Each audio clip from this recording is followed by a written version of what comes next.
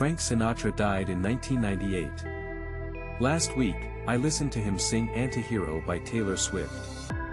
Not a cover by an impersonator. Not an old recording remixed.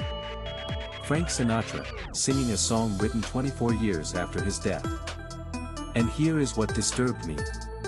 It took me nearly a full minute to notice something was wrong. 97% of people cannot tell the difference between AI-generated music and the real thing. That is not a guess. That is a study of 9,000 people across 8 countries by Deezer and Ipsos. And that single statistic represents the collapse of something we have taken for granted for centuries, the idea that artistic talent is rare, and therefore valuable. Welcome back to Zero Index. To understand why this matters, you need to understand the scale of what is happening right now. 50,000 fully AI-generated tracks are uploaded to streaming platforms every single day. Not enhanced by AI. Not mixed with AI tools. Fully generated. That accounts for 34% of all daily deliveries to platforms like Deezer. 1 in 3 new songs is not made by a human. And here is what most people still believe that is no longer true. They think AI music is obvious. Robotic. Easy to spot. That belief made sense 2 years ago. It is now dangerously wrong. The voice models have gotten so sophisticated that there are currently over 10,000 of them available to anyone with an internet connection. Frank Sinatra. Freddie Mercury. Michael Jackson. Whitney Houston. Any voice you can imagine, singing any song you want, generated in minutes. I want to be precise about this because most people miss it. This is not about whether the technology is impressive. It is about what happens to an entire economic system built on scarcity when scarcity suddenly disappears. Music has always worked like this: a small number of people have exceptional voices, they create a limited number of recordings, and we pay for access to that scarcity. But what happens when anyone can generate unlimited recordings from any voice that ever existed?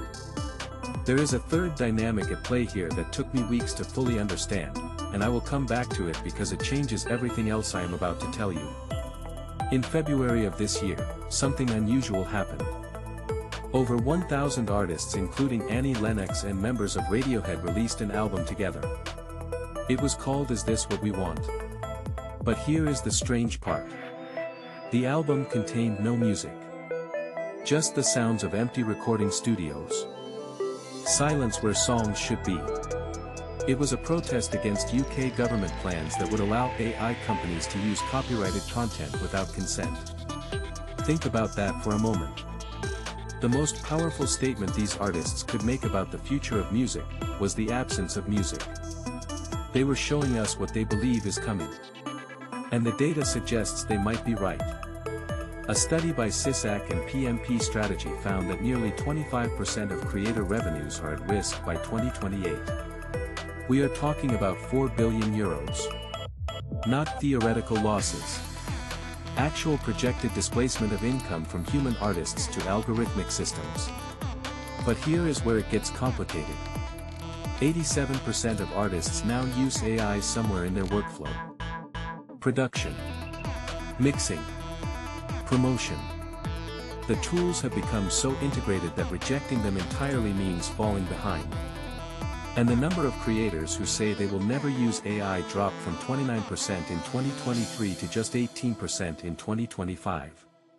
Artists are simultaneously protesting AI and adopting it. Fighting the wave while learning to surf it. Now I need to stop here because most people get this completely wrong. They assume listeners will eventually reject AI music. That there is something irreplaceable about human authenticity that audiences will always pay a premium for. The data tells a different story. Overall listener interest in AI-generated music actually dropped between May and November 2025. Went from -13% to -20%. People say they do not want AI music.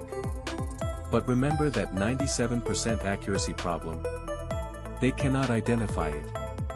There is a fundamental disconnect between what listeners claim to value and what they can actually perceive. This creates what I call the authenticity paradox. We believe we care about whether a human made something. We believe authenticity matters. But when we cannot detect the difference, that belief becomes economically irrelevant.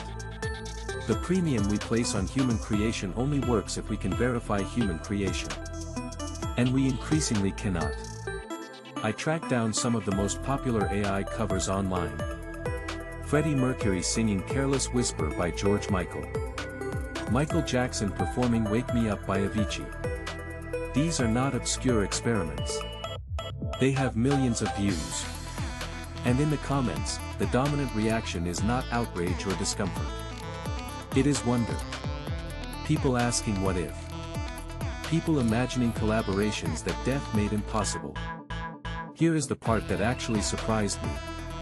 Despite the flood of AI-generated content, 44% of daily uploads according to Deezer, AI songs account for less than 3% of total streams. And a majority of those are flagged as potentially fraudulent. The quantity has exploded. The monetization has not followed. This might seem like good news for human artists. The audience is not actually listening to this stuff. But I think it reveals something more troubling. The economics are shifting in ways that benefit almost no one who actually makes music. Think about it this way. If you are a human artist, you now compete for attention in a catalog that grows by 50,000 tracks per day. The discovery problem was already brutal. It just got mathematically worse. Even if listeners prefer human music, they have to find it first in an ocean of algorithmically generated content. And this is where I need to come back to that third dynamic I mentioned earlier. The one that changes everything. The traditional music industry was built on gatekeepers. Record labels decided who got recorded. Radio stations decided who got heard. Streaming was supposed to democratize this. Anyone could upload. But the new gatekeeping is algorithmic. The recommendation systems decide who gets discovered.